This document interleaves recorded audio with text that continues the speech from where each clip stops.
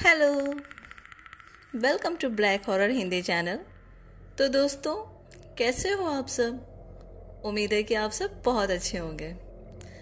दोस्तों, कहते हैं कि जब किसी की नई नई शादी होती है तो उसे बाहर ज़्यादा घूमना नहीं चाहिए, क्योंकि ऐसा माना जाता है कि भूत और आत्मा जो होती हैं वो नए जो दूल्हे या दुल्हन के पास ज़्यादा आकर्षित होती हैं, ज़्यादा अट्रैक्ट होती हैं। और इस बात का उदाहरण है आज की ये कहानी हमारे एक दोस्त के साथ घटी एक सच्ची घटना है। ये बात उसकी शादी की 2 दिन की बात है, जब उसकी पत्नी अपने मैके गई हुई थी और उस दिन वो कमरे में अकेला ही था। और अब ये कहानी मैं उनके पॉइंट ऑफ व्यू से आपको सुनाती हूँ। नीरज है और मैं आज आपको जो घटना बताने जा रहा हूँ, उस घटना को जब भी मैं याद करता हूँ तो मेरा दिल सहम सा जाता है। ये बात मेरी शादी के 2 दिन के बाद की बात है। उस समय मुझे घर में सब गांव से बाहर घूमने के लिए मना करते थे, पर मैं कहाँ किसी की बात मानने वाला था। और ऐसे ही उस दिन जब मैं शाम को घूमकर आया तब थोड़ी थोड़ी बारिश होने लगी थी। घर आते ही मैं कुछ देर घर वालों के साथ बैठकर बातें कर रहा था। उस दिन बारिश होने के कारण लाइट भी चली गई थी, और क्योंकि अक्सर ऐसा होता है कि गाँव में थोड़ी सी बारिश होने के कारण लाइट चली जाती है। लाइट जाने के कारण हम पूरे घर में अंधेरा हो गया था। फिर उसके बाद मैं अपनी जगह से उठकर घर में जो मिठाइयाँ रखी हुई थी, मैं जाकर सभी मिठाइयाँ उठा करके खाने लगा। वैसे मैं कभी मिठाई नहीं खाता था, पर उस दिन मुझे पता नहीं क्या हो गया था कि मैं लगातार मिठाइयाँ खाए जा रहा था।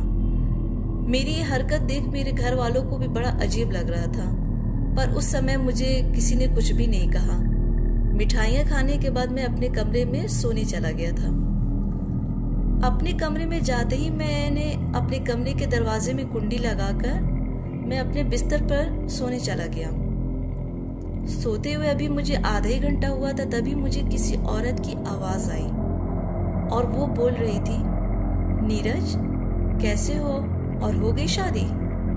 मैंने एकदम से आंख खोलकर देखा तो मेरे सामने एक औरत खड़ी थी जिसने लाल रंग की साड़ी पहनी हुई थी। वो औरत धीरे धीरे से मेरे पास आते जा रही थी। मैं उसे देखकर यही सोच रहा था कि ये कौन है और ये अंदर कैसे आ गई, क्योंकि मैंने दरवाजा तो बंद कर दिया था। पर ये औरत अंदर कैसे आ गई और ये कौन है? मैं उसका चेहरा देखकर उसे याद ही कर रहा था कि तभी मुझे एकदम से याद आया कि ये तो मेरी बड़ी वाली बुआ है। पर ये कैसे हो सकता है, क्योंकि वो तो लगभग 20 साल पहले ही मर चुकी थी। मैं उसे देखकर यही सब सोच रहा था, पर तब तक वो मेरे बेड के पास आकर के खड़ी हो गई थी।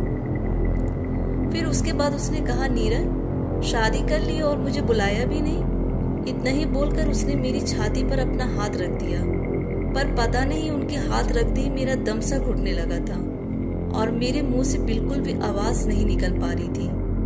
पर किसी तरह मैंने अपने पापा को आवाज दी, पर वो आवाज सही से निकली तो नहीं, पर शायद मेरी किस्मत थोड़ी अच्छी थी कि मेरी वो हल्की सी आवाज मेरे जीजा जी ने सुन ली। और मेरे जीजा जी तुरंत समझ गए कि कुछ तो गड़बड़ है, और फिर उन्होंने तुरंत पापा को बताया कि नीरज अंदर से आवाज लगा रहा है। फिर उसके बाद सबने किसी तरह दरवाजा खोला और सब अंदर आ गए। सब अंदर तो आ गए थे, पर वो औरत यानी मेरी बड़ी बुआ अभी भी मुझे वहीं पर खड़ी हुई दिख रही थी।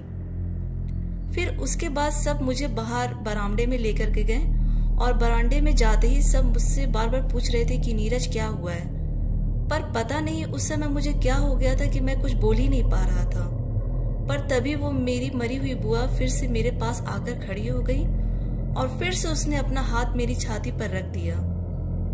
सब वहीं पर खड़े थे, पर वो औरत यानी मेरी मरी हुई बुआ किसी को नजर नहीं आ रही थी।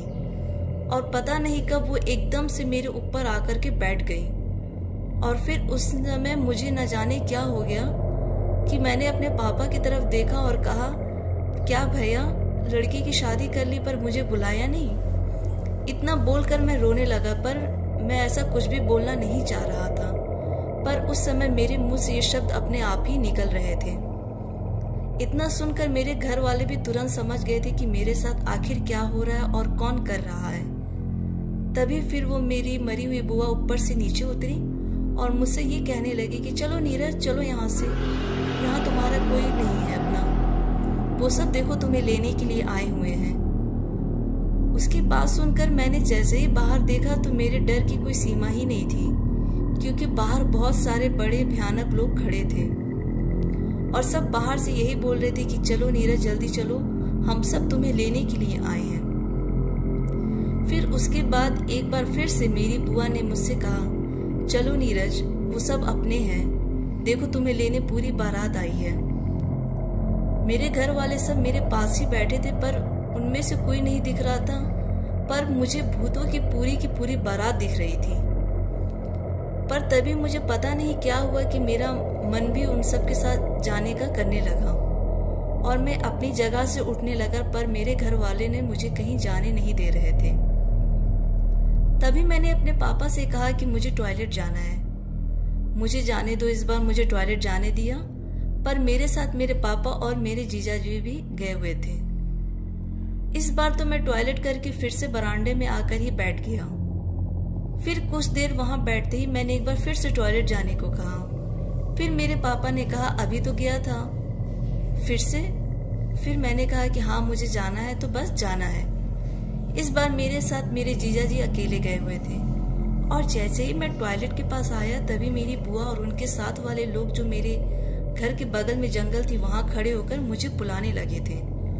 उनके बुलाते ही मैं भी एकदम से उनके पास ही जाने को भागने को जैसे ही हुआ तभी मेरे जीजा ने मेरा हाथ पकड़ लिया, पर मेरे जीजा जी मुझे रोक नहीं पा रहे थे क्योंकि ऐसा लग रहा था कि मेरे अंदर कई लोगों की जान और ताकत आ गई है। मेरे जीजा जी मुझे रोक नहीं पा रहे थे, तभी उन्होंने पापा को आवाज़ दी और उनकी आवाज़ देते ही मेरे पापा और मेरे घर वाले सब वहीं पर भागते हुए आ गए और मुझे पकड़कर बरामदे में ही रखे बिस्तर पर लिटा दिया। तभी मेरे पापा ने एक आदमी को बुलवाया जिसे थोड़ी बहुत भूतों के बारे में जानकारी थी, पर उसने आकर देखा और बोला यहाँ वो पहले थी, अब वो यहाँ से जा चुकी है। इतना बोल करके तो वो वहाँ से चला गया, पर मुझे वो सब और मेरी मरी हुई बुआ अभी भी दिख रहे थे। मैं रहकर कभी भागने की कोशिश करता और कभी अपने आप ही हंसता और कभी रोता। ये देखकर मेरे भाई ने हनुमान चालीसा अपने फोन में चलाकर मेरे पास रख दी। हनुमान चालीसा चलते ही मेरी बुआ जो मेरे पास खड़े होकर मुझे बस अपने साथ चलने की बात बोल रही थी, पता नहीं उस समय क्या होने लगा और गुस्से में मेरी छाती पर बैठकर मेरा गला दबाने लगी और मैं तड़पने लगा। मेरी ये हालत देखकर मेरे घर वालों ने तुरंत हनुमान चालीसा बंद कर दिया और हनुमान चालीसा बंद होते ही वो मेरा गला छोड़कर छाती से नीचे उतर गई और मैं भी एकदम शांत हो गया।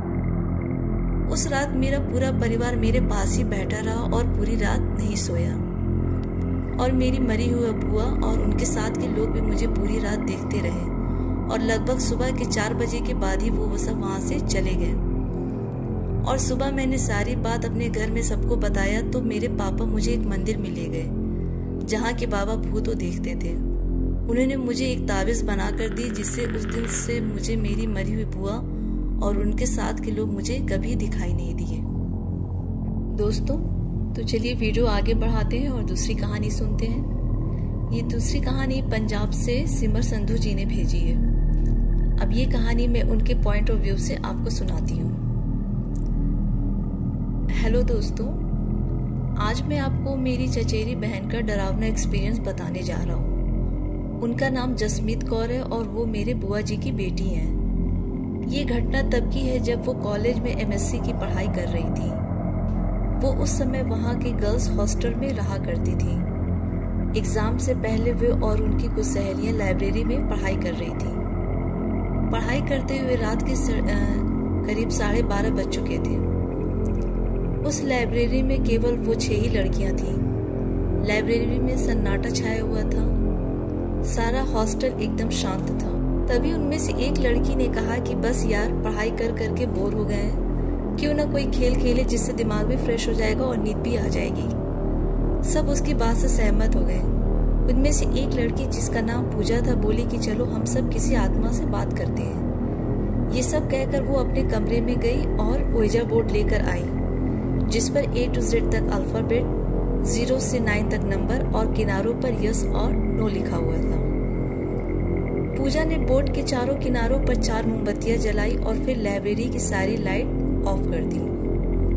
फिर उसने सिक्का बोर्ड के बीच में रख दिया। उनमें से 2 लड़कियां तो डर के मारे अपने कमरे में चली गई और बाकी चारों ने उस सिक्के पर अपनी एक-एक उंगली रख दी।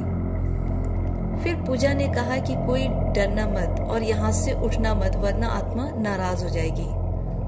अब पूजा बोलने लगी, अगर यहाँ पर कोई आत्मा है तो प्लीज हमसे बात करें।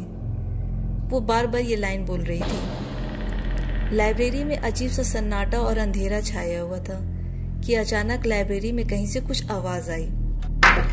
उन्होंने सोचा शायद कोई किताब गिरी होगी।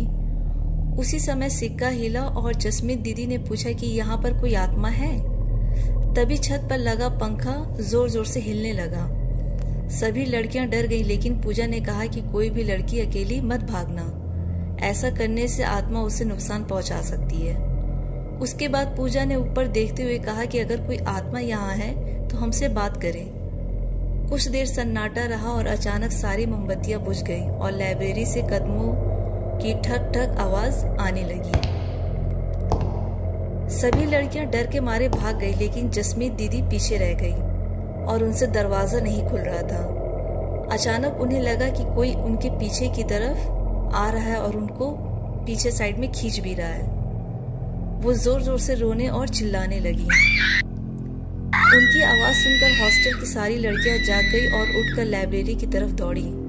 हॉस्टल वार्डन और सभी लड़कियों ने मिलकर दरवाजा खोला और दीदी को बाहर निकाला।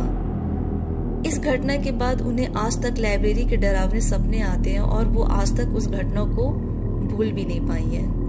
तो दोस्तों, आप क्या जानते हैं ouija बोर्ड के बारे में? हमें कमेंट बॉक्स में ज़रूर बताएं।